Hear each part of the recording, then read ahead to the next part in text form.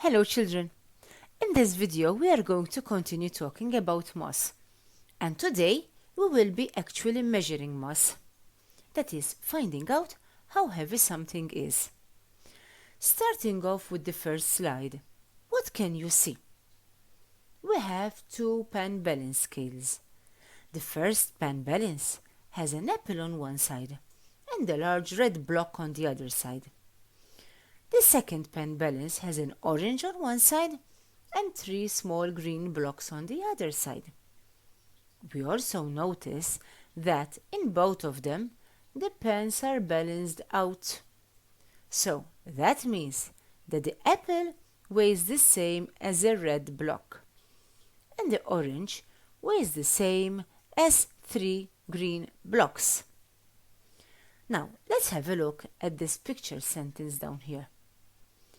One large red block is equal to three small green blocks.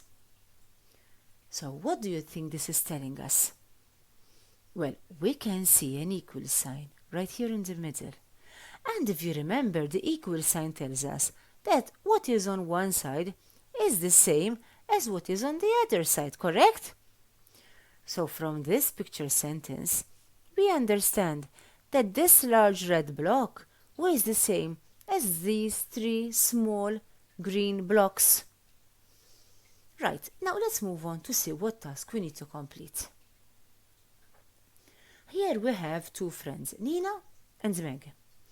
Nina is telling us the orange is heavier than the apple because it weighs 3 blocks. Meg is saying the orange and the apple weigh the same. And we are being asked, who do you agree with? Explain why. Now children, here I want you to pause the video and think a bit.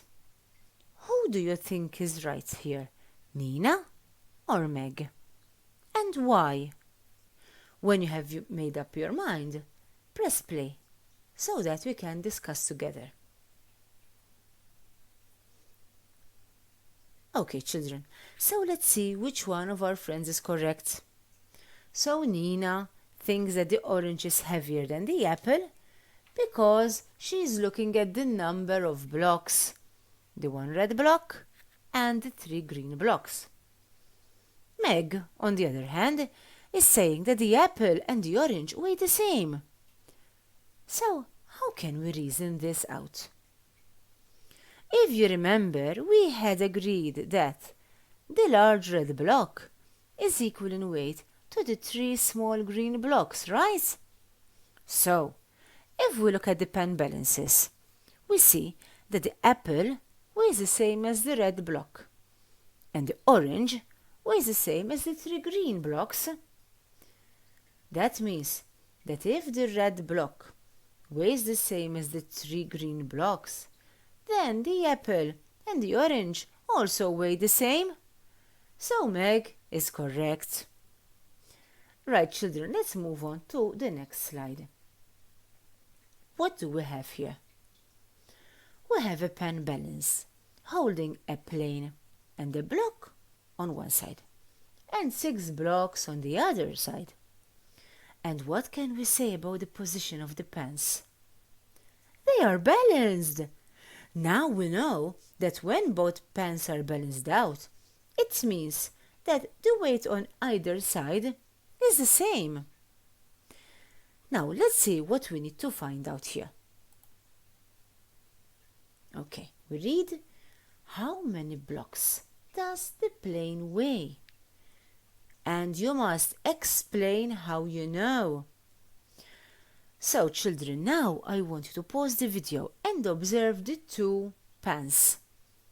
Look at the items on one side and the items on the other side and try to find out the weight of the plane in blocks.